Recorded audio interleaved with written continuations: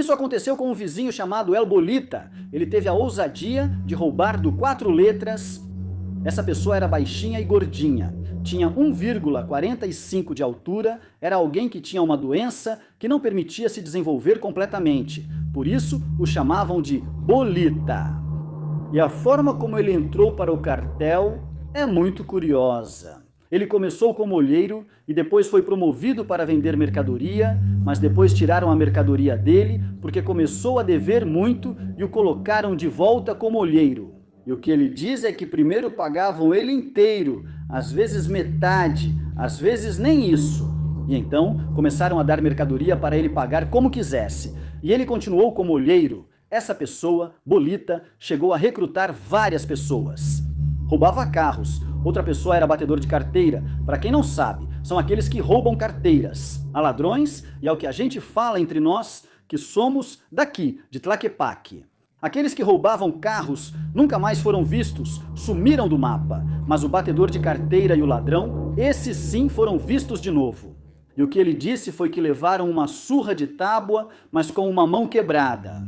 E que se fossem vistos fazendo a mesma coisa de novo, aí sim eles também iam sumir. E bom, essa pessoa, o Bolita, quando eu perguntei como ele tinha entrado, ele me contou que uma pessoa o recrutou.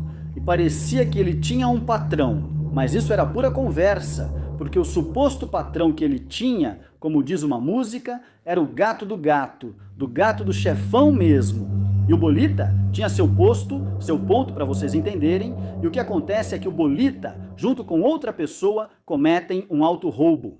E quando chega o 4 letras para perguntar o que aconteceu com a mercadoria, o que o Bolita diz é que os policiais chegaram e levaram tudo. E eles acreditaram, porque é sabido que quando a polícia chega, pega a mercadoria e uma propina resolve tudo. Acontece uma segunda vez que ele mesmo faz o auto-roubo e dessa vez já não acreditaram, mas deixaram passar. Aí acontece uma terceira vez e dessa vez não perdoaram. Deram uma surra bem dada nele e disseram que ele ia pagar com o trabalho dele. Ele tinha uma dívida muito grande pendente com essas pessoas e tiraram o cargo dele para colocá-lo de volta como olheiro. E é aí que acontece o que contei antes, que ele colocou as pessoas que mencionei. Por exemplo, ele chegou a incluir um ladrão de bicicletas, com alicates para cortar cadeados e um batedor de carteiras. Por exemplo, ele ia ao estádio Jalisco e em jogos do Chivas contra o Atlas, passava pelo meio do povo. E ele tinha uma habilidade nas mãos de abrir as carteiras, tirar o dinheiro e fechar. E era tão esperto que colocava de volta e você nem percebia.